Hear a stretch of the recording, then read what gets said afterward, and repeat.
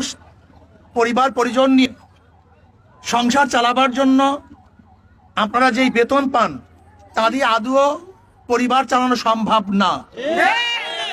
এটা অমানবিক, অযৌক্তিক।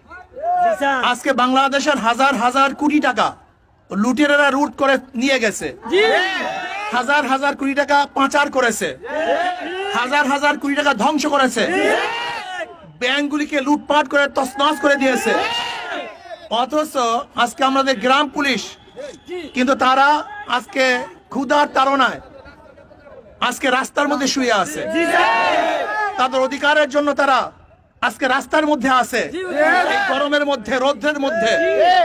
আমি সরকারকে বলবো, অন্তর্বর্তীকালীন সরকারকে বলবো, অচিরেই আপনি আমাদের গ্রাম পুলিশের ন্যায্য যে দাবি আছে সেই দাবি দাবিগুলো মেনে নেন এবং আমাদের গ্রাম পুলিশকে জাতীয়করণের ব্যবস্থা করুন।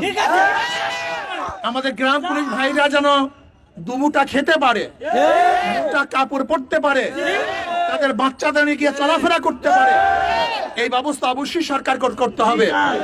এর জন্য ইনশাআল্লাহ আমি এখানেই নয়, আমি আপনাদের পক্ষে সব জায়গায় আওয়াজ তুলবো, আপনাদের পক্ষে থাকবে ইনশাআল্লাহ।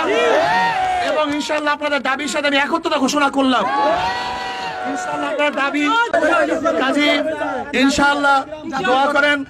আমি জাতীয়করণের জন্য সরকার ঘোষণা দিয়েছে, আমাদেরকে শুধু বাড়ায় আমাদের বাস আমরা চেষ্টা করতেছি ইনশাআল্লাহ সর্বমহলে আপনাদের পক্ষ নিয়ে সর্বমহলে আমি নক করার চেষ্টা করব ইনশাআল্লাহ।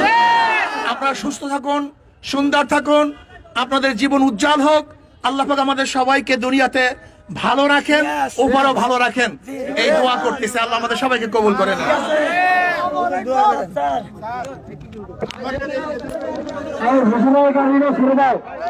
তোমরা আগের মতো রাস্তা প্রয়োগ করো, শুধু হুজুরের গাড়ি না, হুজুরের গাড়িটা ছেড়ে দিচ্ছি আমার সকলে